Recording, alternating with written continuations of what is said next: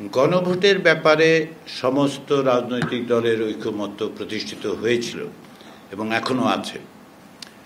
এই প্রক্রিয়ায় বাস্তবায়নের ক্ষেত্রে গণভোটের প্রয়োজন এবং গণভোট অনুষ্ঠানকে সকলেই মনে করেছেন যে জনগণের অংশগ্রহণ নিশ্চিত করার জন্য এটা একটি অত্যাবশ্যকীয় শর্ত। সেই বিবেচনা থেকেই জাতীয় ঐকমত্য কমিশন গণভোট অনুষ্ঠানের প্রস্তাব বা সুপারিশ করেছে। গণভোট অনুষ্ঠানের ক্ষেত্রে তারিখ বিষয়ে ভিন্ন মতের কথা বিবেচনা করে পাশাপাশি এটি যেহেতু একটি লজিস্টিক্যাল আসপেক্ট আছে, এটাকে কখন করা যাবে, কিভাবে করা যাবে, সেই বিষয়ে যেহেতু কমিশনের কাছে যথেষ্ট পরিমাণে তথ্য নেই এবং আমাদের পক্ষে অর্থাৎ কমিশনের পক্ষে সেটা নির্ধারণ করা সম্ভব নয়, সেহেতু আমরা সরকারকে বলেছি তারা যেন